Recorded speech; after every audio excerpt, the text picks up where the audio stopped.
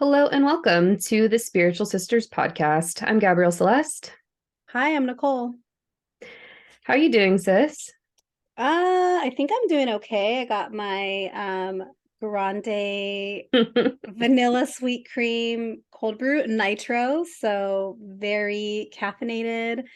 Um, yeah, so I think we're ready to roll. How are you? I'm good. I had my morning workout. I went for my walk. I caught the sunrise. I had my cacao, showered, had my breakfast, all as well in the morning. I did a couple card pulls as well. Oh. So I'm excited to get this going, considering this is our second attempt at recording. Yeah. Well, it sounds like you had a busy morning already, so yeah, good for you. I only did half of those things. I just got my workout in and had breakfast. Well, Ooh, and I showered because I couldn't sit in that after my workout. yeah. Well, we are recording on St. Patty's Day in the morning on a work day. So right after this, you're jumping into your 9 to 5, and I actually took the day off for my 9 to 5. But I feel like we're setting the tone right for mid-March and pushing through to the end and getting ready for our launch, which is so exciting.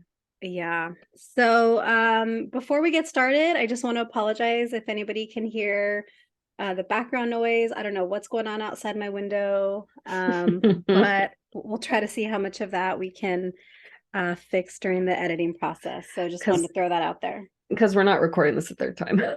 No, we're not. Anyways, all So right. what are we talking about today? I think we're going into what is a spiritual awakening. We'll be discussing the triggers and the stages, our experiences with it, and the takeaways.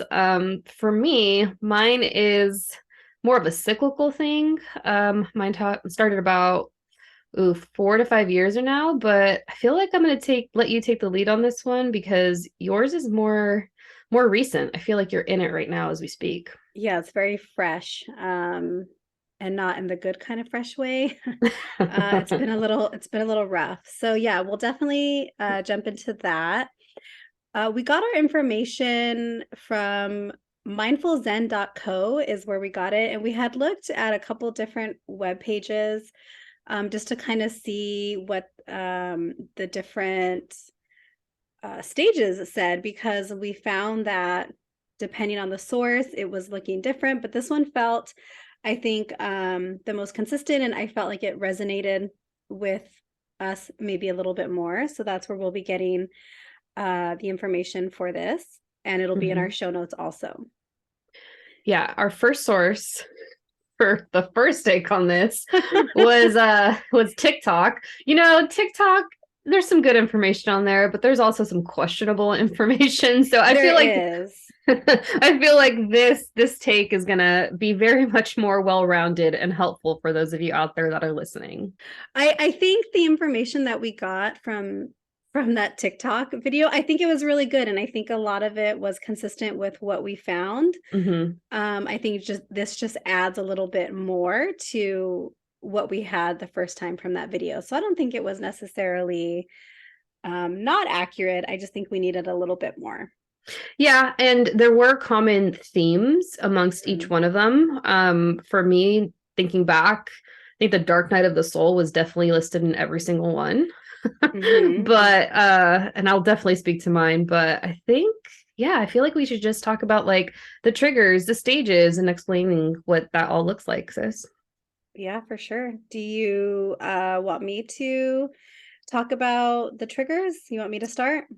Yeah, so as we both know, there's different examples, but the common consensus has the following themes. And yeah, you can go ahead and take it away, sis. Okay, so there's a lot of different things that can trigger a spiritual awakening.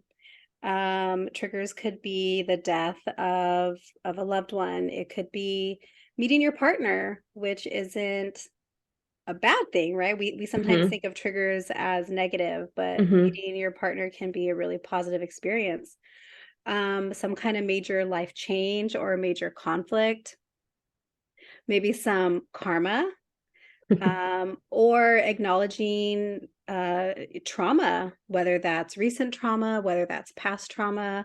That's definitely something that I see a lot just in my practice as a therapist, right? People come in with lots of trauma, and the way it affects them is different across the board. So those are all some things that can trigger a spiritual awakening.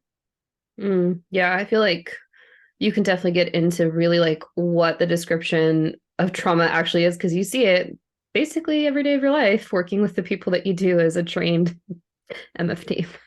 Yeah, it's a lot. It's definitely heavy work for sure. Yeah. So, what would you say are the stages of a spiritual awakening?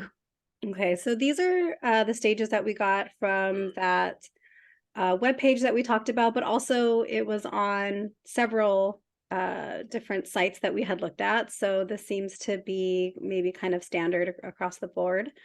So stage one is the awakening. So maybe people have some kind of again, right, one of those triggers. Maybe it's meeting their partner or having some kind of major life change. Maybe that's the birth of a child. Maybe it's having to switch careers or losing your job. Hmm. But just kind of feeling like, okay, I'm ready to better myself. I need to maybe make changes to my routine. I need to be better about self-care. Hmm. um that's kind of where it starts, is just feeling like, okay, something's not working, and what is it? I And then it definitely leads you into. Oh gosh, and then it leads you into stage two, the dark night of the soul. And basically during that time you kind of feel like shit. Hmm. And it's almost and it's going to vary from person to person, where I've heard some people say I wasn't quite depressed during my dark night of the soul, but some people talk about really being in the depression, and just how heavy it is. Hmm. So even just thinking about where I'm at right now, I feel like I'm a little bit between stage one and stage two. I think on a good day, I'm in stage one. Hmm. Um, on a rough day, I feel a little more like I'm in stage two. I think there's been a couple times where I just called you or told you that I was just crying and just Hmm. had a lot of big, intense feelings. Yeah. Um, and then from that, stage three is the sponge stage. So actually, I think I'm probably between all three of those. Uh-huh. Because I definitely do feel like a sponge. I'm definitely trying to just soak up whatever I can. I'm trying to learn as much as possible. That's basically how we got the idea for this podcast. Yep. Is we said, what would be something cool to do, and how can I learn more about this while still having a good time? And it was almost a way of me staying committed to the learning process, because if we have a commitment to doing this podcast, and that means that I have to do the research. Hmm. Because sometimes if I'm left on my own, I'm not going to do it. And I know that about myself. I know that I need that kind of accountability. So stage three is just learning and soaking it up, and doing all the things, and reading the books, and watching the TikToks and watching the YouTube videos, Hmm. and practicing as much as you can. And then stage four is emergence of the soul. I don't have a lot of information on that one. Do you I feel like you know your soul though? Or are you coming to know your soul through this process? know, and that's why I think I can't really speak to this one.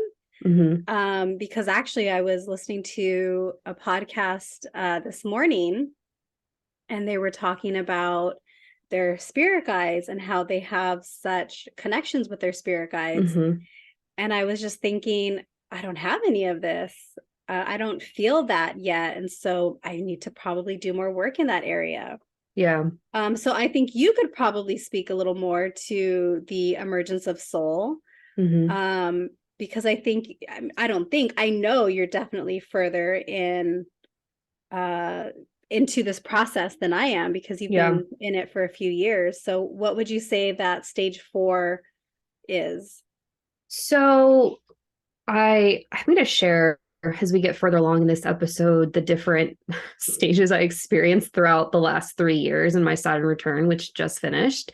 But for the emergence of the soul section, I would say it's really knowing what your purpose is in this lifetime, what you're here to do.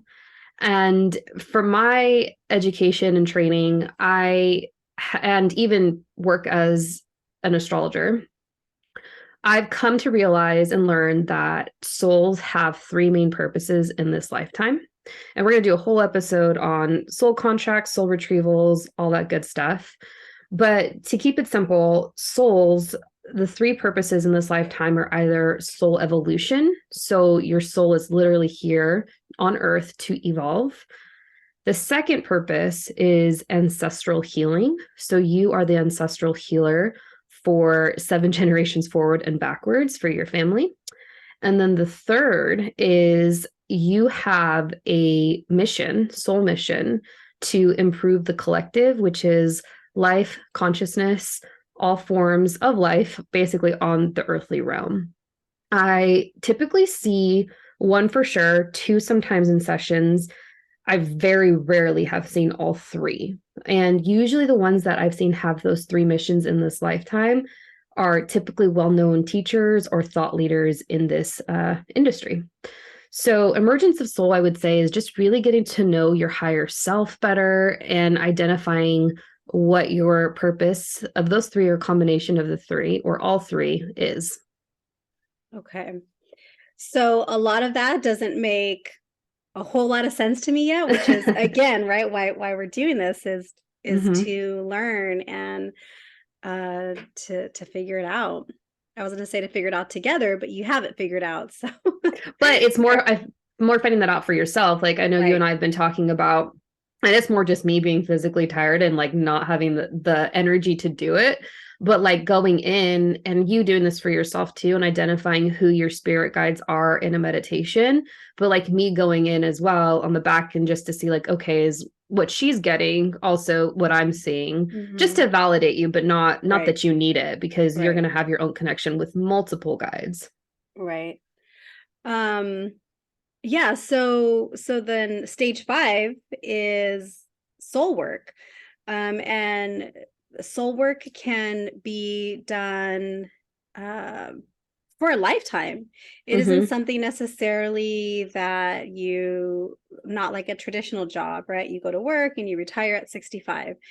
That's not really what soul work is. The time frame can vary, but you're building a structure for your soul to thrive and to meet that first, second, or third goal that you were Yeah. talking about. And just constantly doing the work. Right, you're kind of like a forever student, Right. a forever worker bee, just constantly doing the work. Yes. Stage 6 is when you surrender. And so what does that look like? It can be getting rid of things that no longer align with who you are, who you want to be. And that can be material possessions, that can be people. We hear a lot about how when people start doing this work and really step into their spirituality, that a lot of times relationships are lost, and that could be relationships with friends, Yeah. family, partners, because you're on a different path and maybe you're no longer aligning with who those people are. And it can be similar to just growing apart from people that you were friends with from the time you were 6 years old till now you're 26, now you're 36, and you guys are just on different paths. And so it's kind of a similar Hmm. idea, just that, okay, you're doing this and I'm doing that, and we still have love for each other, but maybe we don't really fit with each other the way we used to. Right. And then stage 7 is service and awareness. And so that is realizing that you're part of the dynamic that is the matrix. And I still don't even really know what the matrix is. I've never seen the movie. I hear things about it, Right. but I don't really know what it is. And one thing to point out is not everybody that starts their spiritual awakening, their spiritual journey, is going to make it to stage 7. Some people Yeah. might stay in stage 5 for the rest of their life. Right? That's why the time frame varies. It's not like, oh, in 5 years you're going to be done, or in 10 years you're going to be done. Yeah. Some people never quite make it to the next stage or to the final stage. Yeah. I feel like you're kind of somewhere between stage 1, stage 2, stage 3, and stage 5. Because for me, when, we chat, and a lot of this podcast is going to be our daily 40-minute to 60-minute conversations, but I feel like your soul work is really a lot of the morning routines that you've set for yourself, because there is a physical, emotional, mental element to it, as well as your evening routines too. Mm. And that's when you're really doing what we call as the work, like doing the Right. daily card pulls, the journals, the being in meditation, which, by the way, meditation's fucking hard. It's Like awful. I hate it. it's tough. It's a commitment. It's like that first week when you go back to the gym and it's just like you don't want to be there, but like getting through the doors is the hardest thing, Mm-hmm. So, yeah, I feel like you're toggling between those for sure, which is cool because it hasn't been that long for you since you really committed. So, No, it hasn't. Yeah, and I was thinking about it this morning when I was leaving the gym. Just that my morning routine is so solidified now. Even in just my drive to the gym, I listen to daily affirmations on my way to the gym, and it's kind of nice that I can knock that off of my list of things for the day. And I really look forward to that. And so I typically only have that maybe Monday through Friday because, right, those are the days that I'm very much on a routine. And on the weekends, I sometimes am kind of floundering, thinking, okay, I need to get my affirmations in. I need to do these other things because it's not so structured on the weekend. Don't you notice how you feel kind of off when you don't maybe do it now that you've Yeah. been so vested in it? Yep. Mm-hmm. So, I wanted to go through some of the symptoms, and I would love for you to keep count. By the way, there's 22 that we have listed, and 22 is a very special number for me and my sister, since we're both born on June 22nd. Nichole was married on the 22nd of the month. And yeah, 22 is also a master number in numerology. So there's a lot of symbolism there for us, but I'm going to list off the symptoms. Wait, was it 22 symptoms or was it 23? I'm counting 22. So Okay. 22. Okay. All right. So keep track of how many you've experienced. I feel like I've probably experienced almost all of them at this point, and it's cyclical. Post-it ready. I'm gonna. Okay. So gonna read them off. So, doubts of what you have been taught. You feel disconnected or detached, and these are symptoms that you're feeling as you have your spiritual awakening, guys. Deja vu is common. You experience synchronicities. I love synchronicities. You have your favorite card deck is the synchronicity My favorite deck. card deck is the synchronicities card deck. Yeah, I love synchronicities. And it's pretty on point. You always have that one card deck that just does not let you down. Mm-hmm. Okay. You take notice of your dreams. Spirituality becomes more important and relationships shift. You're sensitive to bullshit. You feel more intuitive. You're more compassionate. You're more forgiving. Teachers find you. You have an overwhelming need to share. You feel connected to nature. You're more comfortable with alone time. Your body physically aches. Your sensations are heightened. Your worldview shifts. You find it easier to change habits. You are more curious. You may feel more energy. Your purpose may become clear. And you have fewer insecurities about being yourself. So how many did you get? I had 16.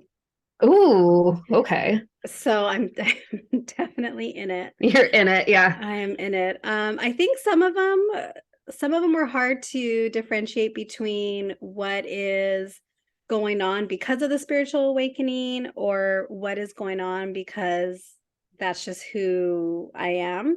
Mm-hmm. So for example, I've always kind of had deja vu ever since I was a kid. Mm-hmm. So I think that's something that has just always been there. Mm-hmm. So again, not sure if it's due to this or that. Yeah. The synchronicities, I've definitely been more aware of synchronicities the last few years. So again, maybe not necessarily because of this current stage, but just kind of something that's always been common. Taking Mm-hmm. notice of dreams. I dream vividly nightly. Mm-hmm. I typically can remember my dreams. And so that part wasn't anything that was new or different Yeah. for me because it's just always kind of been there. Um, I feel like I've always been kind of sensitive to bullshit. Yeah. I don't like fake people. I have a really hard time being fake. If I don't Yeah. like you, if I don't like something, it's kind of written all over my face. You do well with people that have, like, I don't know if it's safe to say, maybe like harsher personalities or drier senses of humor that are just more Love like, them. yeah, you're just, I guess, real. Like, it's Hmm. just straight to the point. So I feel like that's very much always been people that you can jive with very well. Yeah, because I don't do well with the fakeness. Yeah, so I just like I like them blunt and real and honest. Mm-hmm. Mm-hmm. Um, yeah, and so some of these, yeah, some of these, no. Let's see, I don't really feel like I have more energy. I think maybe that depends on the day. I almost feel like most of the time recently I'm more tired and I'm I'm like, is this exhausted. age, sis? With all I mean, love, it is it? might be. No, it might be. It might be. Um, but one thing I have noticed kind of going back to this, where is it at? Mm, I've noticed that in sessions with my clients that I'm feeling more of their emotions like physically. Yes. And I've Yes. definitely noticed that, especially the past few weeks, Yeah. and more so when they're in office with me. When I'm doing sessions with them over video, I can still kind of feel some of it, but when they're in front of me, I feel it. The other day, I was meeting with somebody and they were sharing something that was really positive, that they were just so happy Elated. about Yeah. and proud about. And I felt like I wanted to cry Aww. tears of like excitement and happiness for them. And as soon as I was thinking, I want to cry, they started crying 2 seconds later. Aw. Or when people come in with really heavy topics, I can feel it in my body. I can feel it in my heart. I can feel it like in the pit of my stomach. Yeah. And I'll sometimes point it out to them, I'm feeling this right now. And oftentimes they'll confirm and say, yeah, that's how I'm feeling. That's how it feels. And so I've noticed that shift Yeah. in my body lately. Yeah. The empath in me is definitely taking over at work. That's so interesting because I don't really do in-person readings. Actually, no, I don't. It's not something I do. All my work is online. And it'll be really interesting to see when you get to the point of like when you're feeling that over Zoom. So as a working medium, it's hit or miss. Sometimes getting names are hit or miss. It's interesting to see what does and doesn't want to come through. But when you start feeling like what your client is feeling or your sitter's feeling, like it's interesting. And it's almost like boundaries, you realize how much more important boundaries become and disconnecting from Mhm. that energy is because you can take that on very easily. That's definitely part of this work. Right, right. So we kind of started with things that can trigger. We talked about what the stages are. We talked about the symptoms and just to kind of how to know that maybe this is something that you're experiencing. Mm-hmm. So I'm kind of wondering for you, like tell us about Oh, yours and oh. yeah, get in it. Are you I we're I ready? I know. I was like thinking, like, oh, I kind of feel like I want to throw up, like, because a lot of this work for me, it happened over the course of really 1 year, but I was tested over three.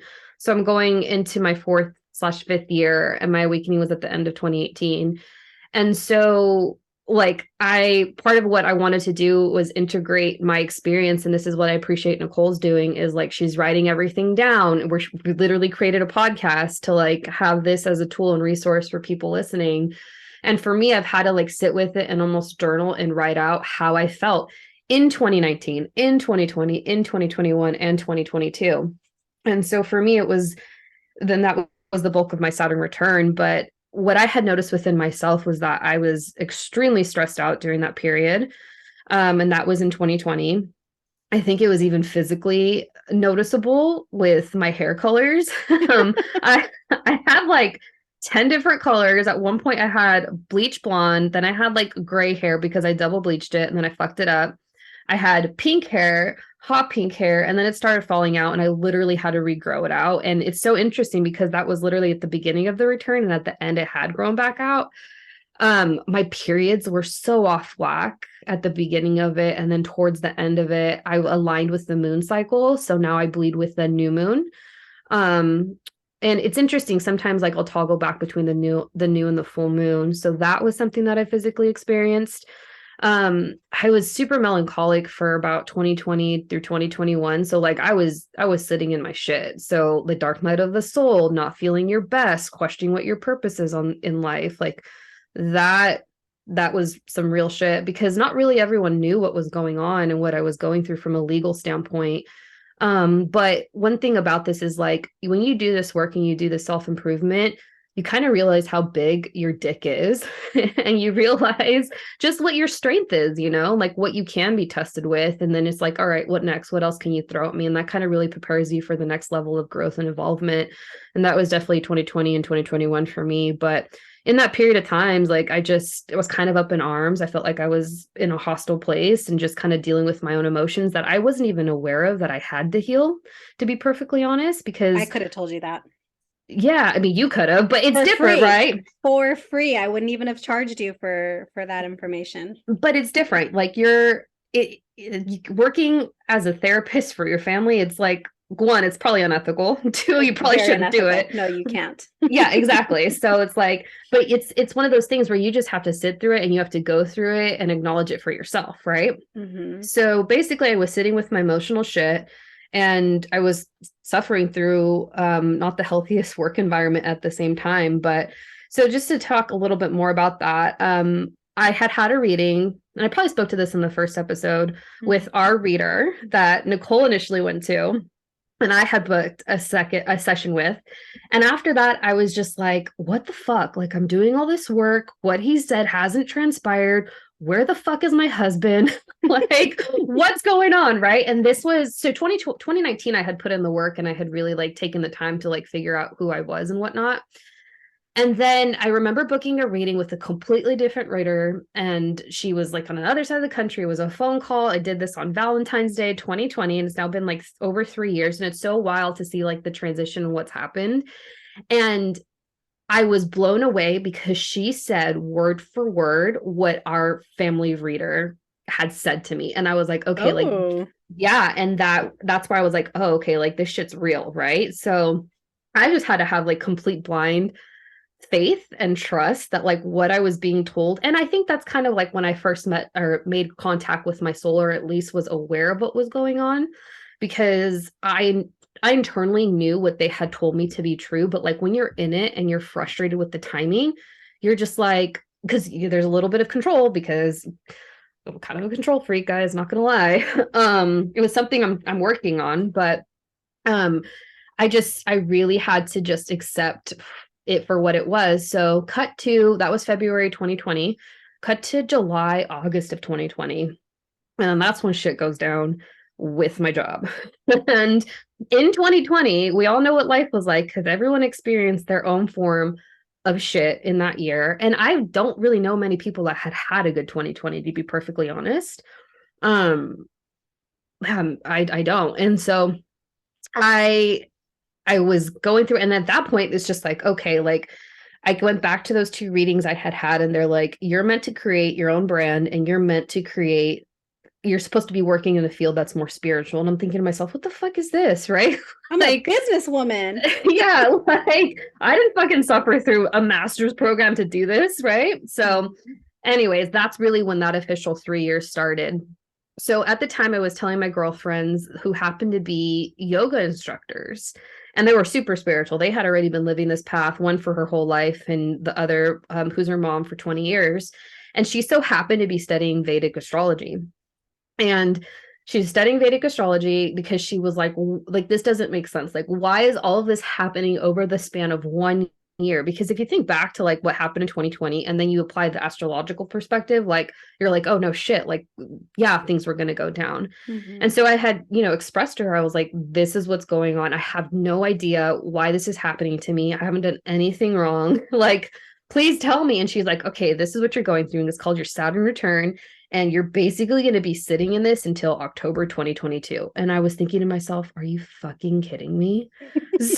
I can't do it. Right. So 2020 to 2021, it was hard to find jobs. I was really trying to like be logical and smart about it and also be a responsible adult, Um, and I just basically spent that whole year from 2020 to 2021 trying to leave my corporate job, but at the same time, really doing this work.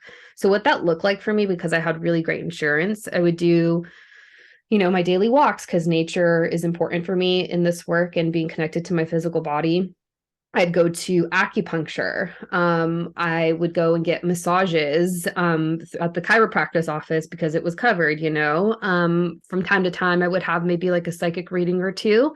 And right after that, I would immediately integrate. So I would rest as necessary. I would take in that information, decipher what was true for me or for what for my soul knew to be true as well. I was also doing a lot of yoga at that time, which is moving meditation. And yeah, and I would also just absorb whatever free content was on the internet. So everything about like podcasts, I think that's when I started listening to podcasts around that time. Seriously, anyway. YouTube's great free resource and just really like absorbing and being that sponge for all of this knowledge. And it's almost kind of like you're embarking into a new world that you really never knew existed.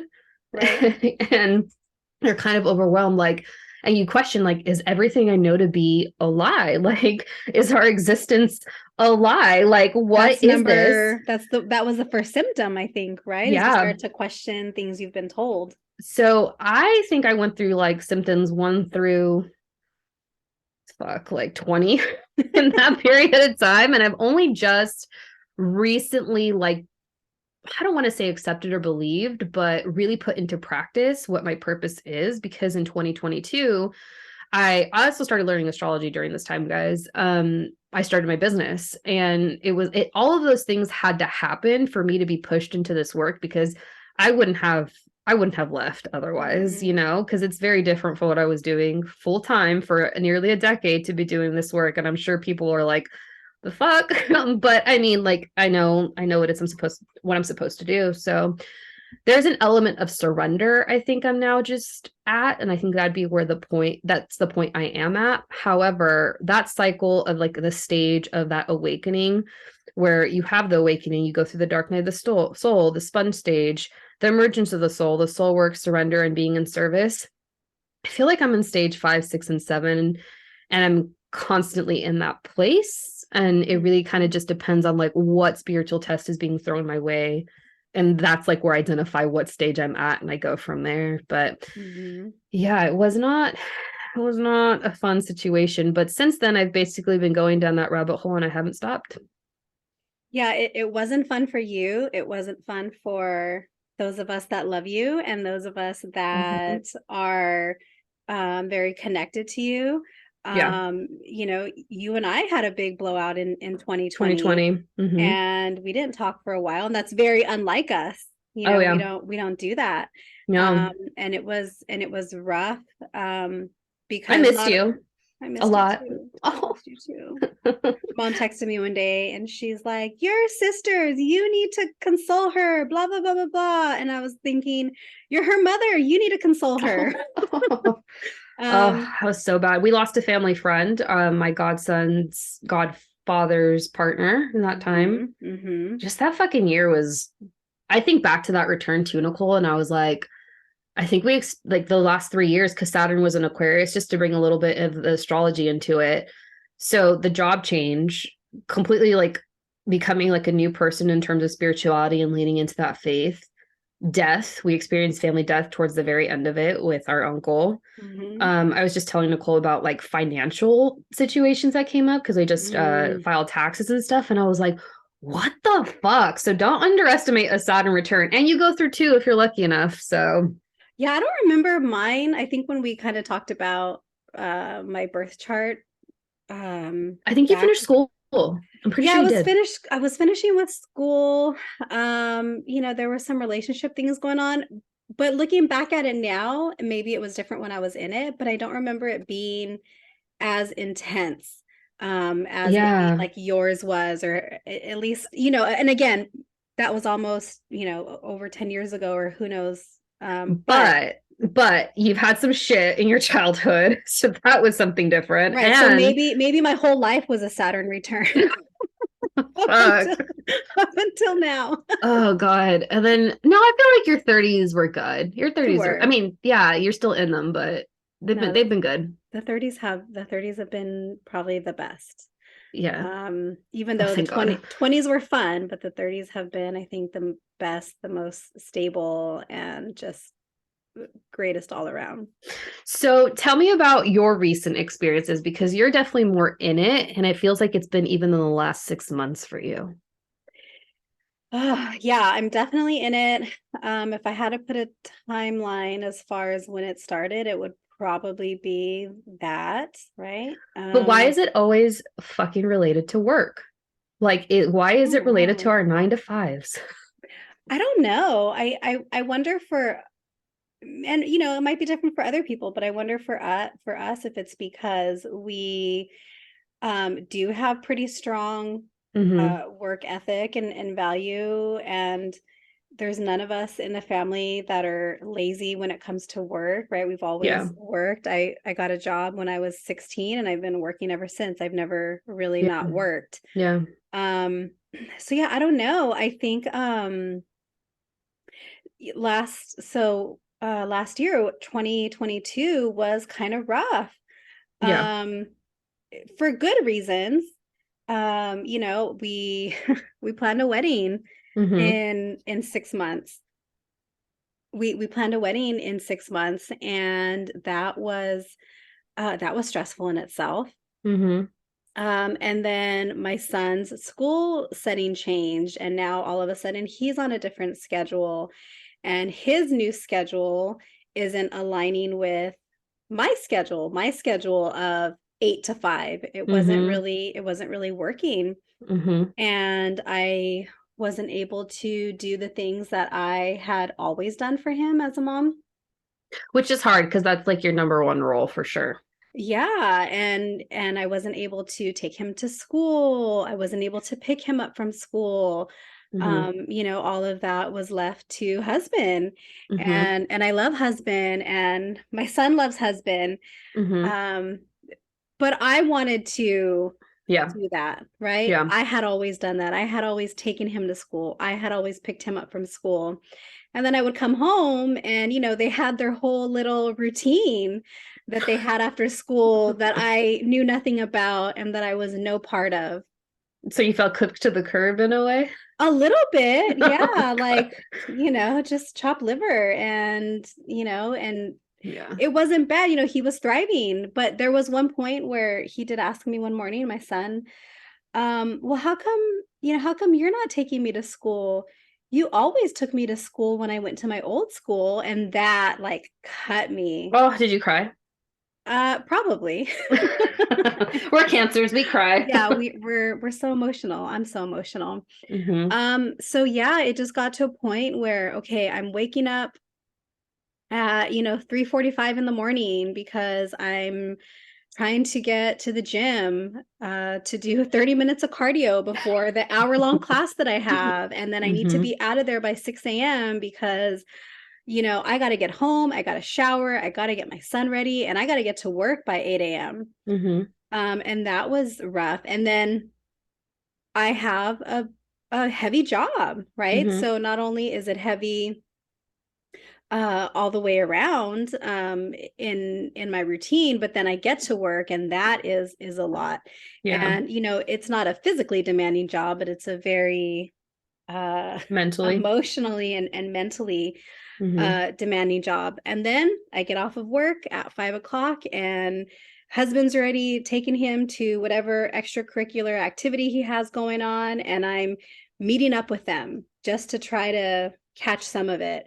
And then we got to get home and we got to shower and we got to bathe, well, that is bathing. We got to shower. We have to feed them and get to bed. Yeah. And I still have to clean my house at some point in all of that. Yeah. And it was just nonstop, day in, day out. And I get it that that's part of just being a parent. That's part of being an adult. That's part of being a wife. It's just what is. But it wasn't working. It wasn't working for me. And so I ended up taking some time off from work, and I did not want to take that time off.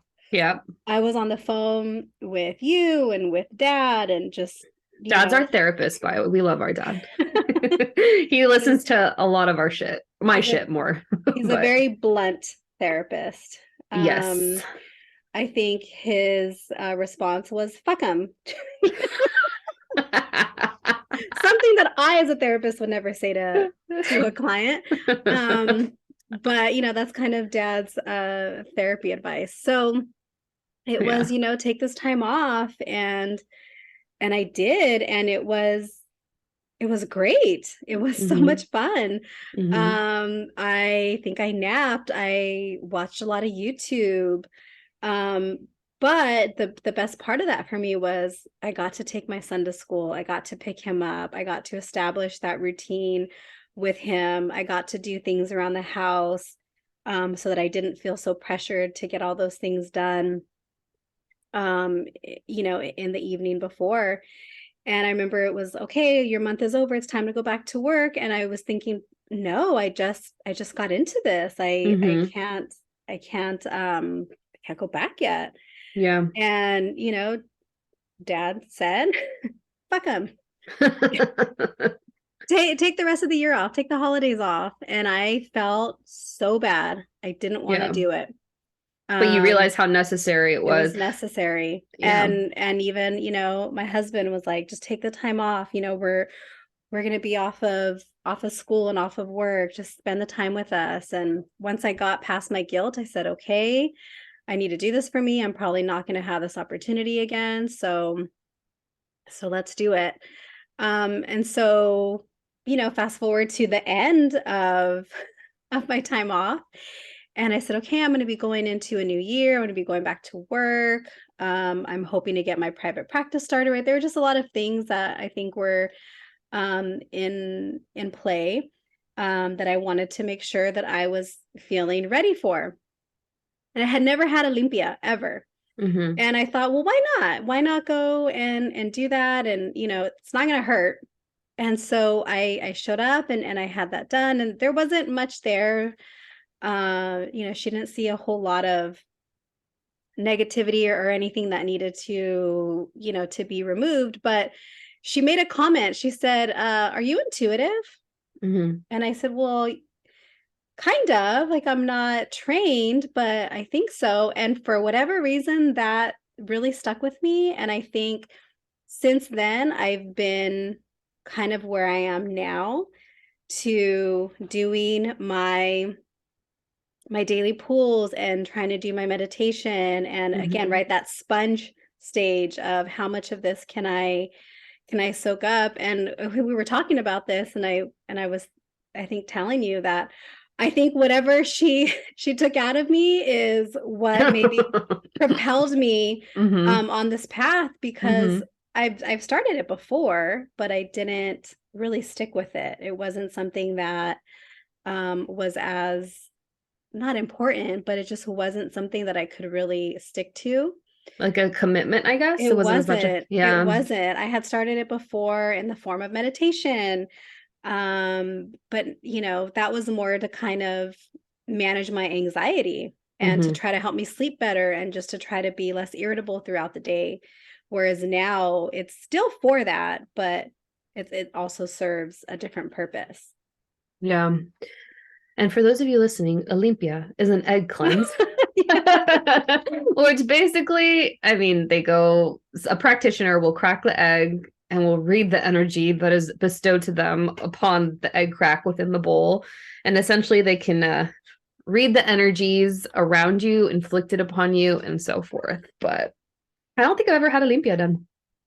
Yeah, I had never had one done either, and I did it because our friend mentioned that she had just gotten one, and I said, like I've never done it. What's the harm in it?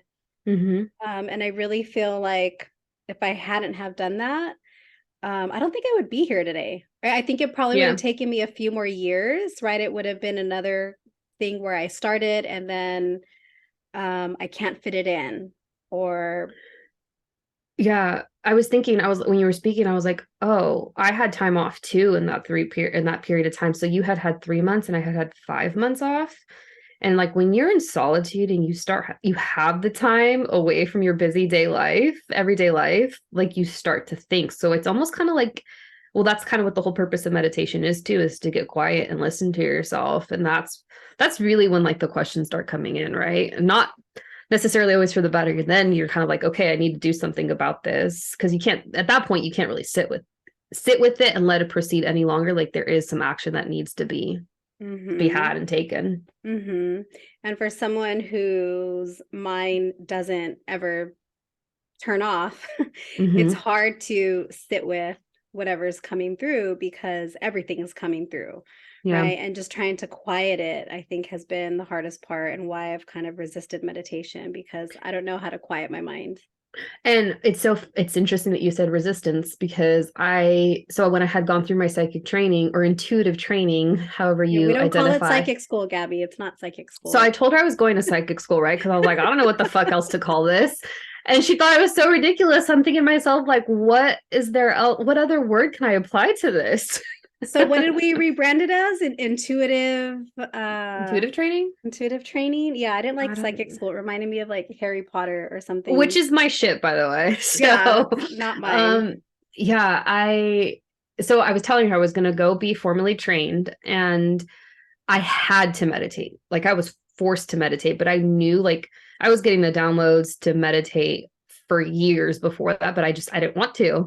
And that's Hmm. honestly like the greatest and the quickest way that you're going to be able to strengthen your intuition is straight up just meditation, guys, because I get a lot of questions like, well, how did you get here? How did you, and it's like I literally meditated every day for 3 months. And now, well, it's towards the end of 2022. So that was more recent. So pretty much every day for 5 months, and you will see leaps and bounds for sure. But it's not easy because you Hmm. literally have to sit down and like do it. Hmm. And I didn't like when you told me that that was what I needed to do. It's like, well, how do I, like, what am I supposed to do? Like, how do I work through Mm-hmm. this? And you told me meditate.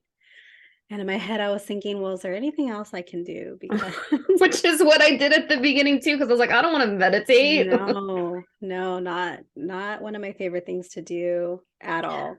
So now that you're in the bridges of a couple stages, 1, 2, I think it was 3 and 5. Mm-hmm. What is the next steps for you? Where do you see yourself in?